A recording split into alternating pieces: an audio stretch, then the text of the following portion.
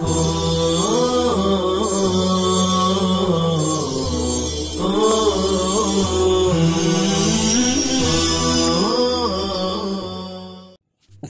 अलैकुम वरहमतुल्लाहि वबरकातुह। अज़ीज़ तलबा, अब तक दूसरे बाब की 2 फसलें आपके सामने तफसील के साथ जो है बयान की जा चुकी हैं।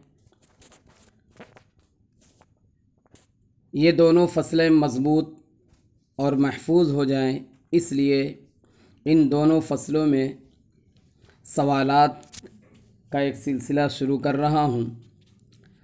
पहली फसल से मुतल्लिक़ कुछ सवालात आज के सबक में पेश करने की कोशिश कर रहा हूँ। आपसे इल्तिमास और गुजारिश है कि आप इन सवालात को कॉपी पर तहरीर करें और फिर उसके बाद उसका जवाब तलाश करें और उसका जवाब लिखें। इससे न सिर्फ़ ये कि ये असबाक और ये दोनों फसलें महफूज हो जाएंगी और मज़बूत हो जाएंगी, बल्कि अगर इम्तिहान की ज़रूरत पेश आए तो इस तरह के सवालात से आपका मिजाज हम आशना रहेगा तो जवाबात लिखने में भी आसानी रहेगी। बहरहाल अब जो है ये दूसरे बाब की पहली फसल जो तफ़ख़ीम व तरक़ीक़ के बयान में है, इसके मुताल्लिक़ पहला सवाल ये है कि यहाँ से अब किस चीज़ का बयान शुरू हो रहा है। यानी अब तक मुसन्निफ़ रहमतुल्लाह अलैह ने क्या बयान किया था और अब यहाँ जो है दूसरे बाब में और दूसरे बाब से जो है क्या बयान करना शुरू कर रहे हैं, इसका जो है जवाब आपको वहाँ पर मिलेगा जहाँ पर पहली फसल दूसरे बाब की शुरू की गई थी। उसके अंदर जो है ये बात बतलाई गई थी कि मुसन्निफ़ रहमतुल्लाह अलैह अब यहाँ से किस चीज़ को बयान करना चाहते हैं। दूसरा सवाल है कि सिफ़ाते लाज़िमा और आरिज़ा में क्या फ़र्क है। 4 फ़र्क जो है आपको बतलाए गए थे, वो चारों फ़र्क जो है सिफ़ाते लाज़िमा और आरिज़ा के आप तहरीर करें। तीसरा सवाल है कि सिफ़ाते लाज़िमा कितने हरफ़ों में पाई जाती है। सिफ़ाते लाज़िमा कितने हरफ़ों में पाई जाती है। चौथा सवाल है क्या सिफ़ाते आरिज़ा तमाम हरफ़ों में पाई जाती है। यानी आपको ये बात बतलाई गई थी कि सिफ़ाते आरिज़ा और सिफ़ाते लाज़िमा किन किन हरफ़ों में पाई जाती है, तो वो जो है अगर जवाब इसका मालूम है तो उसको लिख दें, और नहीं तो इससे मुताल्लिक़ जो सवाल था वो सवाल जो है दोबारा सुन लें। जी, तो चौथा सवाल है क्या सिफ़ाते आरिज़ा तमाम हरफ़ों में पाई जाती है। यकीनन जो है आपका जवाब होगा कि तमाम हरफ़ों में नहीं पाई जाती। तो सवाल ये है कि वो कौन से हुरूफ़ हैं जिनमें सिफ़ाते आरिज़ा पाई जाती है। छठा सवाल है कि हुरूफ़ मुस्तालिया और मुस्तफ़िला में से किसकी तफ़ख़ीम दायमी है और किसकी तफ़ख़ीम आरिज़ी है। यानी आपको बतलाया गया था कि हुरूफ़ जो है 2 तरह के हैं, हुरूफ़ मुस्तालिया और हुरूफ़ मुस्तफ़िला। और मुसन्निफ़ रहमतुल्लाह अलैह ने यहीं से जो है बात अपनी शुरू की थी कि हुरूफ़ मुस्तालिया हमेशा हर हाल में पुर पढ़े जाते हैं और हुरूफ़ मुस्तफ़िला सब बारीक पढ़े जाते हैं। इस तरह से बात शुरू की थी। आप उसमें देखेंगे तो पहली सतर के अंदर इस फसल की पहली सतर में ये जवाब जो है आपको मिल जाएगा कि हुरूफ़ मुस्तालिया और मुस्तफ़िला में से किसकी तफ़ख़ीम दायमी है और किसकी तफ़ख़ीम आरज़ी है। एक आम सवाल ये है कि इस दूसरे बाब में कुल कितनी फसलें हैं। 7, 8, 4, 5 कितनी हैं। वो जो है आप किताब देख करके मालूम कर सकते हैं। 8वां सवाल है कि कौन सी फसल में क्या बयान किया गया है। ये जवाब भी आपको बिल्कुल आसानी से मिल जाएगा। हर फसल का उन्वान देख लीजिए तो आपको समझ में आ जाएगा। बहरहाल ये तो तमहीदी सवालात थे। अब जो है जो मुसन्निफ़ ने उन्वान कायम किया है कि पहली फसल तफ़ख़ीम व तरक़ीक़ के बयान में, अब उससे मुताल्लिक़ जो है सवाल हो रहा है। पहला सवाल है जो 9 नंबर पे आ रहा है कि तफ़ख़ीम व तरक़ीक़ के माना बतलाएं।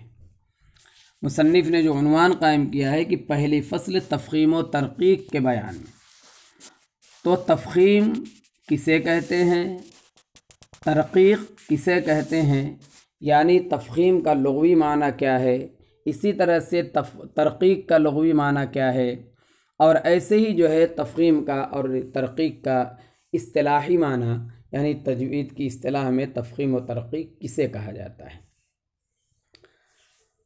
10वां सवाल है हुरूफ़ मुस्तालिया कितने और कौन कौन से हैं। अगर उनका मजमुआ आप लिख दें तो बहुत बेहतर है। अगला सवाल है क्या हुरूफ़ मुस्तालिया हमेशा और हर हाल में पुर पढ़े जाते हैं या कोई हालत मुस्तस्ना भी है। क्या हुरूफ़ मुस्तालिया हमेशा और हर हाल में पुर पढ़े जाते हैं या कोई हालत मुस्तस्ना भी है। यानी सवाल का हासिल ये है कि हुरूफ़ मुस्तालिया ये हमेशा और हर हाल में पुर पढ़े जाते हैं या कोई ऐसी हालत भी है जिसमें हुरूफ़ मुस्तालिया को पुर पढ़ने की ज़रूरत नहीं है, हुरूफ़ मुस्तालिया बारीक पढ़े जाते हैं, ऐसी भी कोई हालत है। ये सवाल जो है पूछा जा रहा है। अगला सवाल है कि हुरूफ़ मुस्तफ़िला के बारे में मुसन्निफ़ रहमतुल्लाह अलैह ने ऐसा क्यों फरमाया कि हुरूफ़ मुस्तफ़िला सब बारीक पढ़े जाते हैं, जबकि हुरूफ़ मुस्तालिया के बारे में यूँ फरमाया हुरूफ़ मुस्तालिया हमेशा हर हाल में पुर पढ़े जाएंगे। ये फ़र्क क्यों?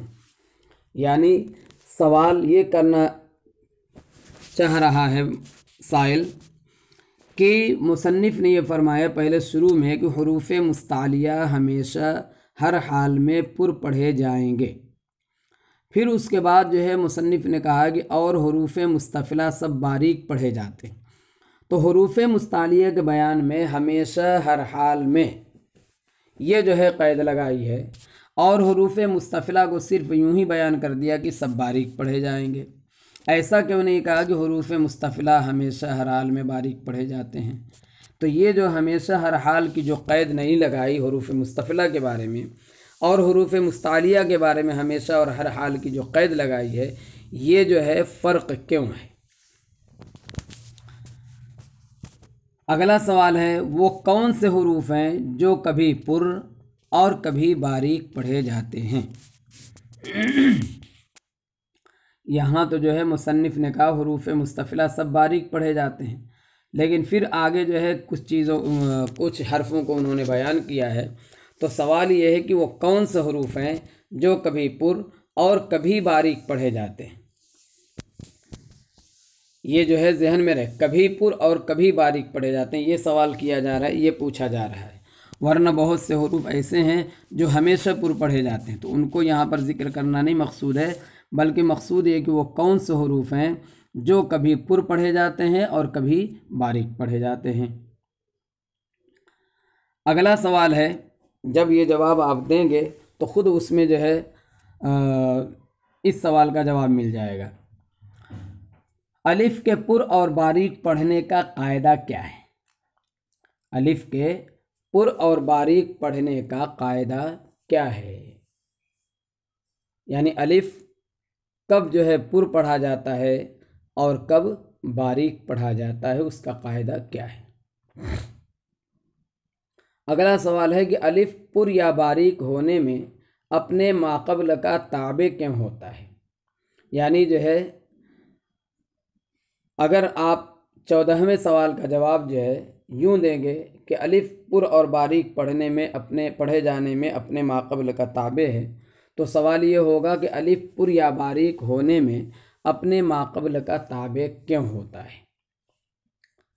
अगला सवाल है कि लाम में अस्ल क्या है, तफ़ख़ीम या तरक़ीक़। ये जो है आपको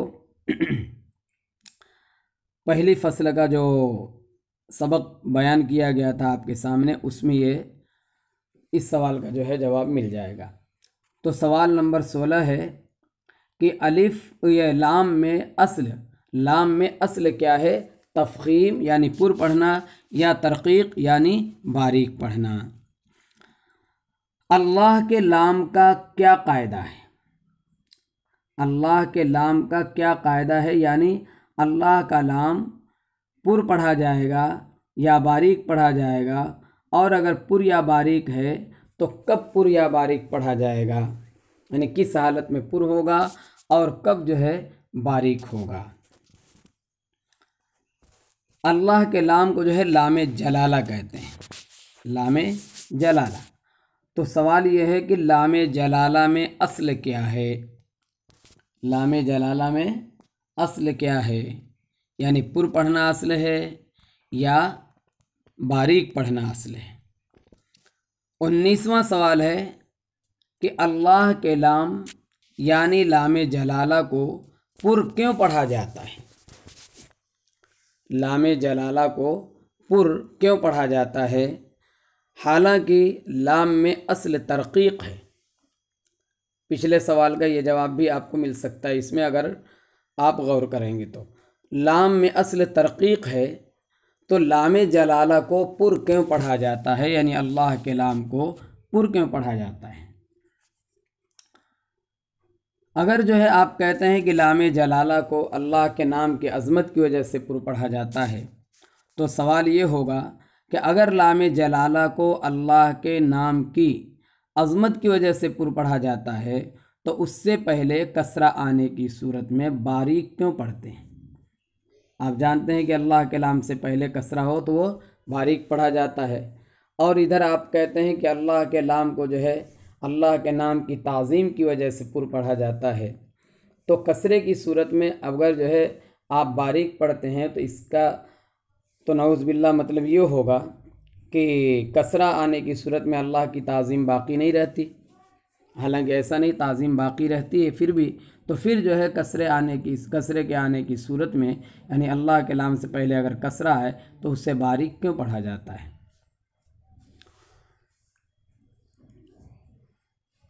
ये बात आप अच्छी तरह जानते हैं कि अल्लाह के नाम को जो पुर पढ़ा जाता है अल्लाह के नाम की अज़मत की वजह से, और अल्लाह में 2 लाम है। सवाल नंबर 21 जो है आपको समझाना चाहता हूँ मैं कि अल्लाह के अंदर 2 लाम है। एक लाम जो है लाम तारीफ़ है और दूसरा जो है बारी ताला का है। यानी अल्लाह असल में था अल इलाह, तो अल जो है ये अलिफ लाम तारीफ़ का है, और इलाह में हमज़ा है, और ये हमज़ा कैसा है, वसली। जब हमज़ा वसली आता है बीच में तो गिर जाता है, तो इलाह से हमज़ा निकाल दी तो लाह हो गया, और इधर है अल लाह, अल लाम तारीफ़ का और लाह। अब जो है लाम के बाद लाम आया, लिहाजा लाम का लाम में इदगाम कर देंगे तो हो जाएगा अल्लाह। तो बहरहाल अल्लाह में 2 लाम है, पहला लाम तारीफ़ और दूसरा बारी ताला का। दूसरा लाम का तो अज़मत खुदावंदी की वजह से पुर होना समझ में आता है, दूसरा लाम जो पुर होता है अल्लाह के नाम की अज़मत की वजह से, लेकिन पहला क्यों पुर पढ़ा जाता है। ये सवाल आपके जहन में भी आना चाहिए कि जब लाम अल्लाह के नाम के अलावा कोई लाम पुर नहीं पढ़ा जाता, तो फिर अल्लाह के अंदर पहला लाम जो है अलिफ लाम तारीफ़ का है उसको भी पुर नहीं पढ़ना चाहिए, यानी उससे बारीक पढ़ना चाहिए, अल्लाह पढ़ना चाहिए, अल्लाह। लेकिन ऐसा नहीं किया जाता, बल्कि दोनों लाम को पुर पढ़ा जाता है। तो दूसरा लाम जो है पुर पढ़ने की वजह तो समझ में आ रही है, लेकिन पहला लाम क्यों पुर पढ़ा जाता है उसकी वजह आपको बतलानी है। आखिरी सवाल आज का ये है कि अल्लाहुम्मा के लाम की तफ़ख़ीम व तरक़ीक़ का क्या कायदा है। अल्लाहुम्मा, अल्लाह के कलाम के बारे में तो आप जानते हैं, कायदा आपने पढ़ा, तो क्या वही कायदा अल्लाहुम्मा के कलाम की तफ़ख़ीम व तरक़ीक़ में भी जारी होगा? तो उसका क्या कायदा है? जो कायदा हो उसे आप तहरीर करें कि अल्लाहुम्मा का लाम जो है कब पुर पढ़ा जाएगा और कब बारीक पढ़ा जाएगा, या ये कि ये किसी सूरत में भी पुर नहीं पढ़ा जाएगा, कैसा है? उसका जवाब आप तहरीर फरमाएं कि अल्लाहुम्मा के लाम की तफ़ख़ीम व तरक़ीक़ का क्या कायदा है। बहरहाल मुसन्निफ़ रहमतुल्लाह अलैह ने हरूफ मुस्तफ़िला में से 3 हर्फ को मुस्तस्ना किया था। एक तो अलिफ, दूसरे अल्लाह का लाम और तीसरे रा, कि ये जो है कभी पुर पढ़े जाते हैं और कभी बारीक पढ़े जाते हैं। फिर जो है अलिफ का कायदा बयान किया कि अलिफ कब पुर पढ़ा जाता है और कब बारीक पढ़ा जाता है। इसी तरह से लाम के बारे में भी, अल्लाह के लाम के बारे में कायदा ज़िक्र किया गया कि अल्लाह का लाम कब पुर होता है और कब बारीक होता है। ये बात जो है पूरी ख़त्म हो गई थी। अब उसके बाद जो है रा का बयान मुसन्निफ़ शुरू करना चाहते हैं। तो यहाँ पर भी आपसे जो है 2 हर्फ़ों के बारे में, एक तो अलिफ के बारे में और दूसरे जो है अल्लाह के लाम के बारे में सवालात किए गए हैं। इस उम्मीद के साथ कि आप इन सवालात को नक़ल करेंगे और इनके जवाबात जो है आप लिखने की कोशिश करेंगे कि इनके जवाबात लिखने में आप ही का 100% फ़ायदा है। किताब भी महफूज हो जाएगी, सबक भी आपको अच्छी तरह से समझ में आ जाएगा। अल्लाह से तौफ़ीक़ की दुआ करते हुए सबक ख़त्म किया जाता है। वमा तौफ़ीक़ी इल्ला बिल्लाह। अस्सलामु अलैकुम व रहमतुल्लाहि व बरकातुहू।